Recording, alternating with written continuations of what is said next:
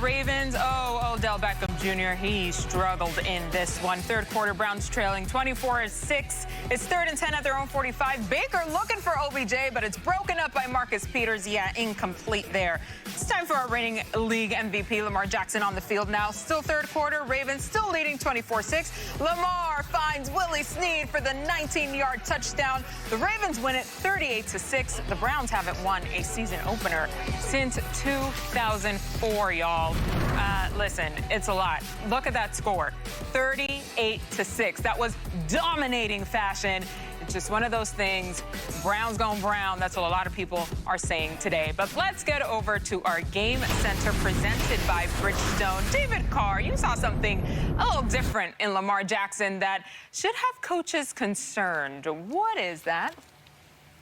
It's always fun when we talk about certain things in the offseason, about how teams can improve, about how players can improve, and then you see it when you pop the film on Sunday. This was awesome to see. I love Greg Roman. I love what he's done, trying to push the envelope, trying to throw the football from the pocket with Lamar, because that was really their only limitation. So what I saw from Lamar was brilliant. I saw him alter some of the throws. This is a great picture. You got a lot of man coverage in the playoffs. They struggled against man coverage throwing the football. So what are you going to get in the first game? You're going to get man coverage. So as he drops back to pass, you got one-on-one here, crossing route. Now, the corner does a good job. He goes to undercut this throw mid-Lamar's release. So if he throws this on a line, a bullet's going to be intercepted. He does a great job of just putting a little bit of arc on it, and the defender has no chance. Brilliant throw, great touch. Loved that play. This is a great play design. You sneak Hollywood Brown into the slot. You run him at the middle safety. You think, okay, he's covered, right? So the corner now is going to occupy his eyes on the wide receiver on the outside.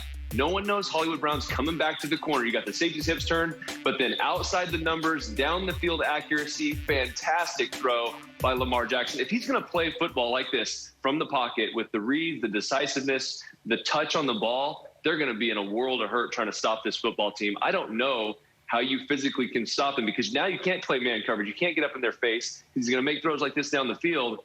It's going to be very difficult. David, you were talking all the way leading up to this game about how Lamar was working on that arm accuracy, and he kept you honest in this one, didn't he? All right, let's head over did a great job. Let's head over to the Bay Area. 2 QBs in this matchup with a lot of eyes on them in the same division. What'd you see from Kyler Murray when the Cards took on the Niners?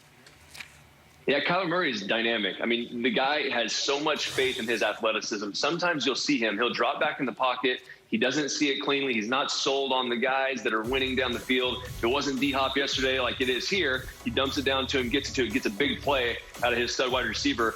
But he's so dynamic running with the football. I'd like to see a little bit more. And Willie talked about this early in our meeting when we were discussing it, and it was a good point. If you can get him on the move, if you can get him out of the pocket in situations where he feels like he doesn't have to try, and I know this is, just because he's short, this happens. Drew Brees does this. It's hard to see. So even if I'm 6'4", I had a hard time seeing there sometimes. So you want to try and move and slide. So if it's not clean for him, you almost have to create some of that for him. And he did protect himself when he ran, which was actually really good. Now, on the other side, you got Jimmy G. Jimmy G, some of the stuff that we talked about in the offseason, you got to get off your first read. You got to be able to get through progressions. This was a touchdown. This was a game winner right here that you had, and you missed it. And you had that in the Super Bowl, and you missed it. There were 3 or 4 plays down there where he had one-on-one coverage. He had guys open in the end zone. He went somewhere else with the football. It was a little concerning, and stuff that we talked about in the offseason was he has to get to the point, like Jared Goff has done, where he understands how to get through the progressions. He understands what the defense is going to try and do to him. He still has to take that next step. Too much reliance on what Kyle Shanahan hand delivers to you from the quarterback position. You got to be better. Oh, this is going to be an interesting season, both for the Niners and for the Cardinals. David Carr, thank you so much. We want to check in on another game. Ooh, it was Cowboys at Rams, the first ever game at SoFi Stadium. That took $5 billion in 6 years to build, by the way. Let's get you to the third quarter.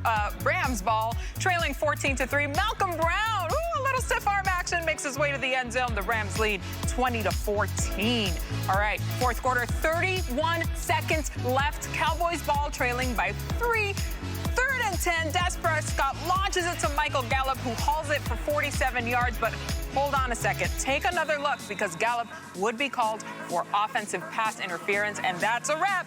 Rams win it 20-17, and they break in their new stadium with a dub. Willie, what you got for me? Thanks, MJ. And Mooch, man, the Rams look great. But the first look at the Dallas Cowboys was not what everybody expected. I know they got a new head coach. I know they got a new defensive coordinator. But when you watch the way they played the other night, is it a slow start, or are you concerned about how they're going to proceed going forward?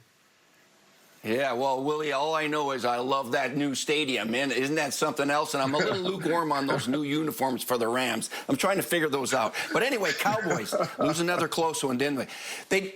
They did some good things on offense. You know, I thought Zeke had a pretty good game. He ran strong, and Amari Cooper did his Amari Cooper type thing, but they got to get more out of C.D. Lamb. He looked like a rookie in some ways. All right, here's the thing. Half of the games we play in this league are decided on the last possession of the game, okay? Half of them. And when the Cowboys won the division in 2018, you know, they had 12 one-possession games. They won 9 games close.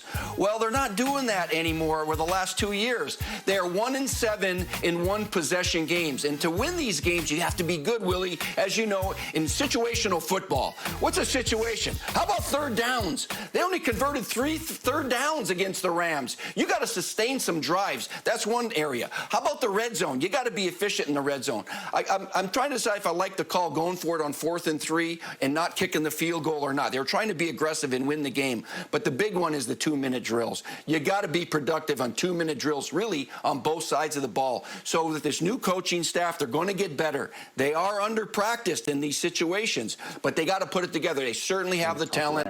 They have the talent. They have a couple injuries, but I think the Cowboys are going to be okay. But find a way to make plays when it counts at the end.